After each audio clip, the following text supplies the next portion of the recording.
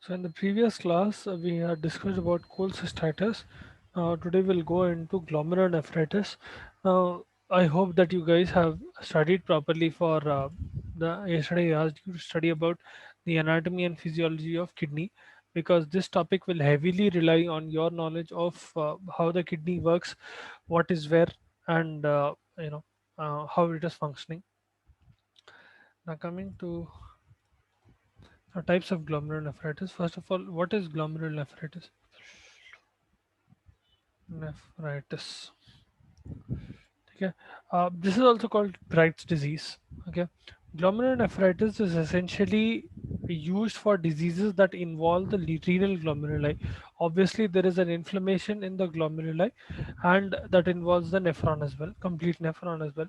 Now, glomerular disease, it is not exactly a disease. There are several diseases that encompass uh, the term glomerulonephritis encompasses several diseases. There are almost 20, 30 diseases that will come under glomerulonephritis. Now, don't worry, you don't have to read all of them, but at least you'll have to have a brief idea of some of them. Okay. Glomerulonephritis is broadly divided into two categories: primary and secondary. The primary glomerulonephritis is when glomeruli are predominant site of involvement, meaning the problem is starting in the glomeruli and it is spreading to the nephron and to the whole of the kidney. Okay. Predominantly, glomeruli will be involved in primary glomerulonephritis. In secondary glomerulonephritis, you have a patient who has systemic or hereditary diseases, or they have some infection already present in their body, some problem in their body, and the secondary effect is occurring on the glomeruli. Okay, so glomerulonephritis is the inflammation of your glomeruli, and it encompasses several different types of diseases. The broadly divided into two categories. We have primary glomerulonephritis and secondary glomerulonephritis. Primary glomerulonephritis will involve the glomeruli. Primary site of involvement will be glomeruli. वहां से damage start हो रहा. Okay. Secondary glomerulonephritis will include all glomerular diseases wherein the patient has certain systemic or hereditary diseases and they are later developing a problem in their glomeruli. Okay. So we'll look at glomerulonephritis first, primary one.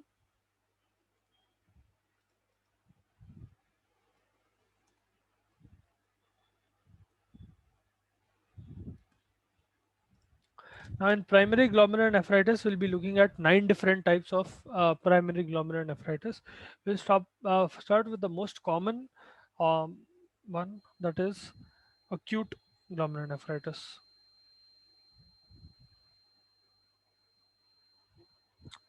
Now, obviously, as the name suggests, acute glomerulonephritis is an emergency condition. It is occurring and developing very, very quickly. The onset of problems are very, very rapid.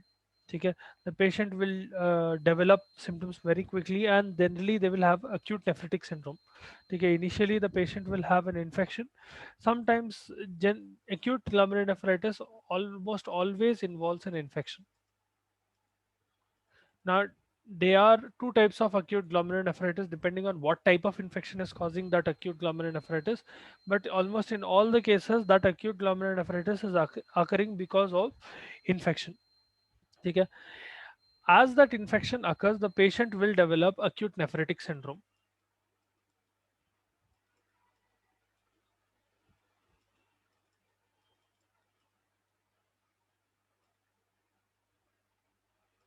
ठीक है. Acute nephritic syndrome में क्या हो रहा? Initially there is damage to the kidney, to the nephron specifically, and because of that damage the patient is developing certain symptoms like azotemia. Uric acid will start, urea specifically will start accumulating in their body. They will have oliguria, they will have hematuria. ठीक है. Blood will start getting discharged in their urine. The RBCs will become dysmorphic. There will be so much damage to the glomeruli that RBCs will start leaving the glomeruli. Normally, your GBM, which is your glomerular basement membrane, and your podocytes will make sure that proteins and certain components are not leaving the blood vessel. Now, if you look at the basic structure of glomeruli, uh, ऐसा दिखता है glomerular like. So whenever your efferent arteriole is bringing in blood to get filtered and your afferent arteriole is taking away blood that is filtered, these blood vessels and the structures that are present here, they are making sure GBM and food processors which are called podocytes, all of them are making sure that big proteins and important structures are not being lost in the urine. The problem here is that whenever there is glomerulonephritis, there is damage to your glomeruli, specifically to your GBM, glo- glomerular basement membrane. There might be damage to the podocytes. Sometimes there is damage to the blood vessel as well, the endothelium of the blood vessel. All of this will contribute to change in their configuration. In the sense, what will happen is their permeability will change. Because of that, RBCs are able to escape from the blood and they'll be entering into your urine. And that too, this process is not exactly smooth. At one point of time, what will happen is a lot of RBCs will accumulate near the damaged area and they will be literally pushed out of the blood. ठीक है, तो जबरदस्ती उन लोगों को बाहर push करते. As a result, what will happen is you will see a lot of RBC casts. RBC casts are essentially, see this. Let's suppose this is an RBC. Hmm. Let us suppose this is an RBC. Now, RBC cast happens when there is damage to your glomeruli, and this damage is creating small pores. These pores are not big enough wherein RBCs can freely flow out, but what will happen is because of extensive damage, this RBC will get plugged into that hole and it will जबरदस्ती उसको बाहर निकलने की कोशिश करते हैं. So essentially what will happen is this RBCs will force their way out because of damage and because of blood pressure. This RBC will face a lot of pressure of moving out of the blood vessel, and eventually what will happen is because of the damage in your podocyte and GBM as well, these RBCs will start sticking to each other. Okay? And essentially you will have cylinders of RBC. So you will see RBCs like this. Okay? They are stuck onto each other because of that excessive pressure. And this structure which has a lot of RBC stuck to each other, this is called an RBC cast. ठीक है. Whenever let us suppose you get a fracture and you get a cast over your hand, कैसा रहता है वो, plaster of Paris का एक cast बनाते हैं ना, वैसा ही रहता है ये, essentially cylindrical cast of RBCs. So the symptoms that you see in acute nephritic syndrome include hematuria with RBC cast. The patient will have hypertension, the patient will have azotemia, and the patient will have oliguria. These are all happening after the infection is occurring. Okay. Now, based on what is causing acute glomerulonephritis, essentially what is causing that infection, you can have two different types of acute glomerulonephritis. So, glomerulonephritis is represented as GN. Okay, you have acute. Okay, we have acute glomerulonephritis. This is also called acute diffuse proliferative glomerulonephritis or diffuse endocapillary glomerulonephritis. You'll find them in some several names. Acute glomerulonephritis, based on what is the causative agent, you'll have two types. One is streptococcal, so acute post-strep, post-streptococcal glomerulonephritis, and acute non-strep glomerulonephritis. So clearly, the infection is either due to this thing, streptococcal infection, or it is because of a non-streptococcal infection. Now, in two-thirds of the cases, two-thirds of cases where acute glomerulonephritis is occurring. So, for example, let us suppose I have 100 patients of acute glomerulonephritis. इसमें से roughly around 66 patients, 66 to 67 patients, they will have streptococcal infection. The rest one third will have a non-streptococcal infection. So post streptococcal infection इसलिए इसलिए बोलते हैं क्योंकि it is starting off with a streptococcal infection. That streptococcal infection later leads to glomerular damage. All right. So this is a very common type of. So if I'm talking about acute post-strep glomerulonephritis, this fellow.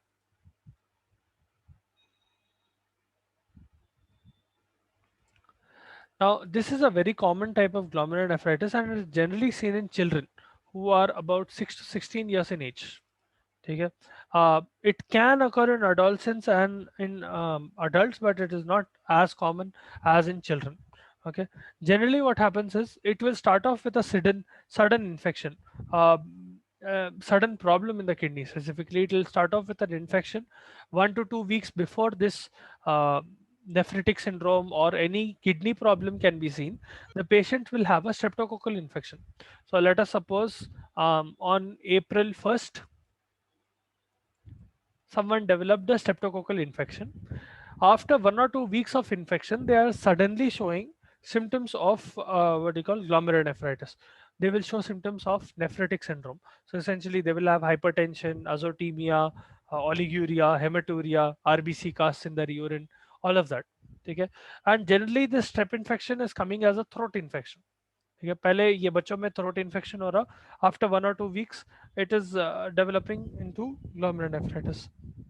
Specifically, this will be a beta hemolytic type of streptococci, group A beta hemolytic streptococci, that is the causative agent. Okay, and glomerular lesions that appear inside the patient's body whenever glomeruli are getting damaged and glomerular lesions are appearing, damage to the glomeruli are appearing, it is because of immune complexes that are formed in your body in response to that streptococcal infection. So पहले patient को streptococcal infection हो रहा, that streptococci is triggering the formation of immune complexes as in antigen antibody complexes. So the antigen will be antigen of your streptococci. Antibody is what your body is producing against that antigen, against the streptococci. These anti-immune complexes or antigen antibody complexes are traveling to your glomeruli and they are causing damage. Okay? Specifically, the pathological changes that you see at the level of the kidney will be your kidney will become enlarged. Symmetrical enlargement will occur.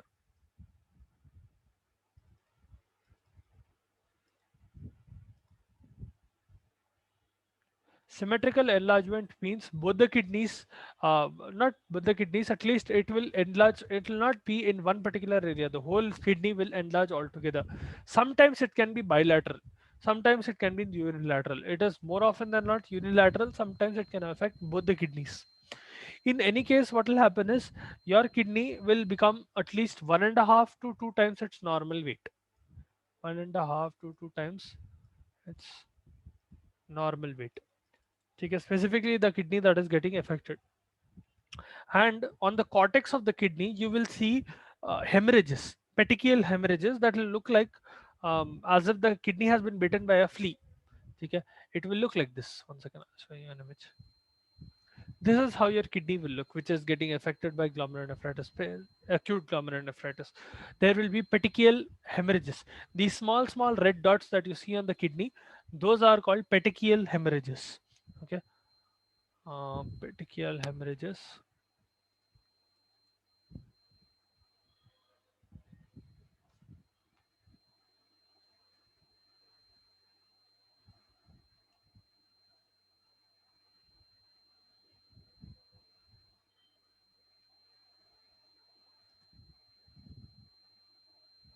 So the kidney, whichever is being affected by this type of glomerulonephritis, it will show petechial hemorrhages. Okay, and that petechial hemorrhages will make that kidney look like as if it has been bitten by flea. Flea-bitten kidney भी बोलते हैं उसको.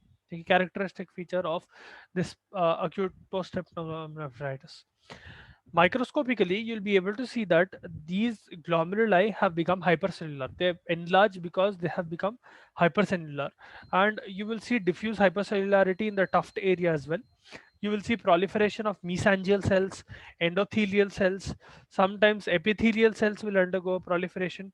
You will see a lot of inflammatory cells in that area. You will see monocytes in that area. Sometimes you will see tubules are becoming involved, in the sense that they will not always be involved, but tubules might swell, and specifically in those swollen tubules you will see hyaline droplets.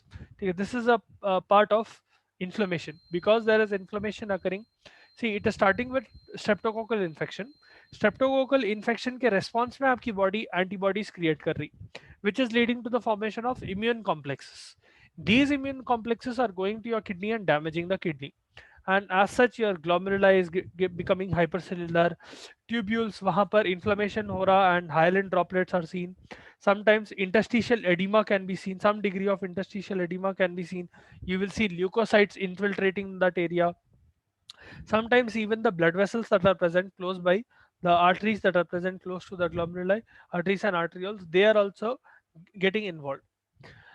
The clinical features are very abrupt. They become very sudden and very abrupt in the sense that, as I told you, 1 or 2 weeks after the patient has streptococcal infection, they will have abrupt onset of symptoms. Okay, suddenly out of nowhere, they will start having problem. But it is more common after sore throat. The patient initially has sore throat, okay, and after 1 to 2 weeks of sore throat, suddenly they will have kidney symptoms. So specifically, the symptoms will include hematuria,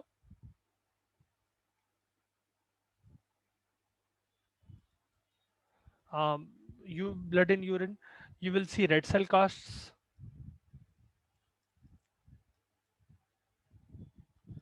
mild non-selective proteinuria, mild non-selective proteinuria.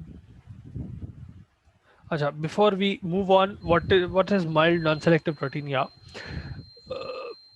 Think of it this way: whenever your kidney is getting damaged, and specifically whenever your glomeruli are getting damaged, I told you RBCs are moving out. Now, before RBCs will start moving out, something else will happen. यहाँ पर पहले आपका blood vessel है, ठीक है, ये blood vessel की lining है, उसके नीचे you will have your glomeruli. I'm specifically talking about the area where afferent the hilar lesion of your kidney, ठीक है. This blood vessel, ठीक है, it will have its own endothelium here. So whatever protein is present inside your blood, so let us suppose this is your blood and there are proteins present inside your blood. Let us suppose ऐसे proteins है, ठीक है, these black dots are representing different proteins, so albumin, globulin, etc., ठीक है, transferrin and so on and so forth. There are several proteins present inside your blood.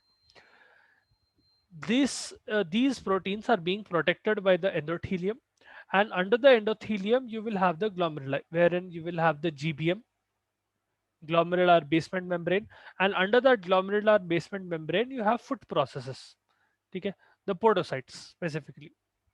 ऐसे foot processes रहते हैं. Only after passing all of that they can go into the tubule. Here the problem is that when proteinuria occurs, proteinuria specifically means there is inflammatory damage initially. That inflammatory damage is starting off in the endothelium of the blood vessel, ठीक है, यहाँ से start हो रहा, then it is moving on to the GBM, then it is reaching the podocytes. When all of these are getting damaged, there will be small pore sized holes created, okay, small holes created in these pathways. Once again, there is inflammatory damage here. As inflammatory damage occurs, your blood vessel, the wall of your blood vessel is getting damaged, glomerular basement membrane gets damaged, and your podocytes are getting damaged. As all of these start getting damaged, you will see small pores being created on the surface of your GBM, and you will see your podocytes are getting damaged. अब ये holes में से क्या होता? Blood proteins will start moving out. First, it will start off with albumin. Albumin is a smaller protein, ठीक है, it has a lesser amount of molecular mass and it is a generally smaller protein.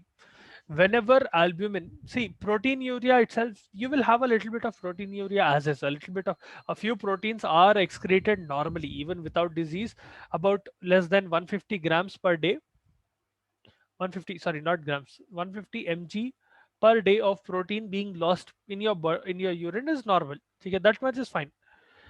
When the patient has about close to 150 to 150 mg to 3 grams, okay, in 24 hours, meaning almost up to 3 grams of proteins are being lost in one day. At that time, it will be classified under mild proteinuria. If it is more than 3 grams, then it will be heavy proteinuria or severe proteinuria. ठीक है, यहाँ पर क्या हो रहा, selective proteinuria से start हो रहा पहले, in the sense only albumin is being lost. And if we talk about mild, see, mild, heavy or क्या बोलते हैं, normal proteinuria refers to how much amount of protein is being lost. Selective or non-selective refers to what type of protein is being lost. Once again, mild, normal, or severe proteinuria refers to how much amount of protein is being lost. It does not refer to what type of protein is being lost. Selective or non-selective refers to what type of protein is being lost. कौन सा albumin, globulin or transferrin, what type of protein is being lost. Initially in nephritic syndrome, what will happen is nephrotic syndrome से start होता है, उसके बाद nephritic syndrome बनता है. Now I'm not going into a lot of detail because it will become confusing for you. First of all, because of this damage to the GBM, yeah, this is the GBM. These are the podocytes, and this is your endothelium. ठीक है. Now, because of this damage, small pores are created, and initially albumin excretion will increase. Slowly, more and more amount of albumin will be lost. ठीक है.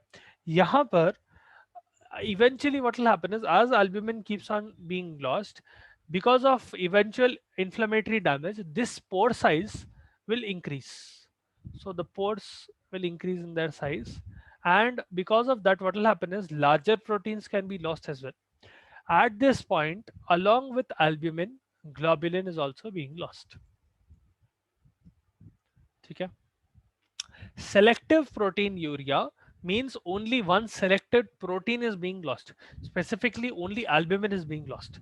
Whenever the term selective proteinuria comes into picture, it means that albumin is being lost in the urine. Non-selective proteinuria means albumin and globulin and other proteins are also being lost. Selective proteinuria, उसको selective इसलिए बोलते हैं क्योंकि pore size छोटा है, it is only selecting smaller proteins. Non-selective proteinuria is termed non-selective because it is not differentiating. The pore size is so big that any protein can pass through it. Almost all types of proteins can pass through it because the pore size has increased so much. And at that point, you will also see RBCs being lost in the urine. Hence, you see RBC casts. ठीक है. So in acute post-streptococcal this thing glomerulonephritis, you see mild non-selective proteinuria. Mild का मतलब या 150 mg से 3 grams के बीच में protein is being lost.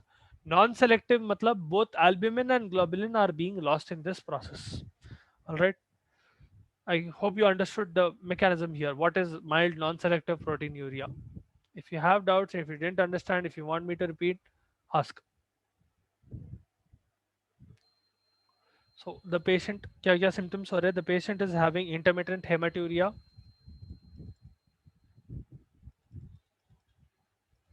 intermittent hematuria. They are having red cell casts. Red cell casts are seen in their urine. You will see mild non-selective proteinuria, mild non-selective proteinuria. The patient will have hypertension and the patient will have oliguria.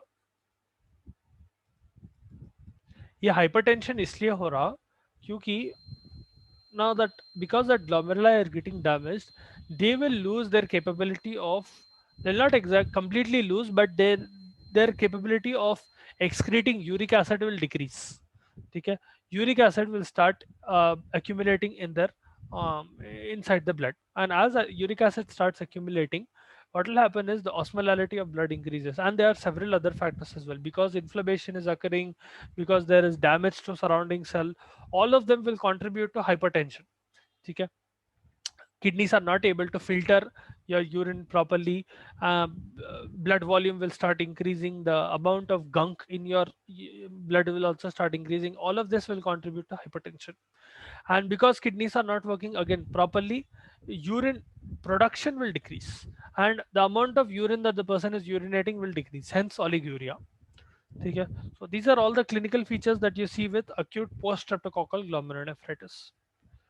Now, non-strep glomerulonephritis may, you will see similar symptoms. Almost the same symptoms are seen in acute non-strep glomerulonephritis, the second type of acute glomerulonephritis. We had acute post-strep, right? Streptococcal infection से हो रहा था. Acute non-strep glomerulonephritis occurs because of other agents. So it will include bacteria like Staphylococci, pneumococci, meningococci, salmonella, pseudomonas. So anything other than hemolytic streptococci. It can be because of certain viruses like hepatitis, especially hepatitis B virus. It can be because of mumps, or it can be mononucleosis, infectious mononucleosis. It can be because of varicella zoster. It can be because of parasitic infections like malaria, toxoplasma, schistosomiasis, or even syphilis sometimes. Okay. So all of these causes are non-streptococcal. This acute glomerulonephritis is occurring because of non-streptococcal causes. This occurs in 30% of one third of cases, essentially 33% of cases, 33-34% of cases of acute glomerulonephritis is because of acute non-strep. So bacteria se ho sakta है like Staphylococci, Meningococci, Salmonella, etc. It can be because of viruses like Hep B, mumps, or infectious mononucleosis. It can be because of parasitic infections like malaria, toxoplasmosis. It can be because of syphilis. It can be because of schistosomiasis. Pathological changes that you see will be the same as acute post-streptococcal glomerulonephritis. Okay. Now we'll discuss about the other 8 types of glomerulonephritis tomorrow. Okay, those are much more smaller in your portion. You don't have a lot of detail, and whenever you are reading glomerulonephritis, I suggest that you keep it brief. You don't go into a lot of detail because this can be a very big topic. Okay, don't try to make it over complicated. See the main important points about each and every type. How much I'm discussing in the class, utna bhi padhe to bas hai. ठीक है, because this is a very vast topic. Glomerulonephritis is not exactly a disease, it is a syndrome. Very a lot of diseases will come under it, several different types. ठीक है, so आराम से 30-40 pages of textbook will be taken up just by glomerulonephritis if you go into depth. I'm intending you to only study only a brief part of it. At your level, and especially at nursing level, you don't need to go into a lot of depth. ठीक है.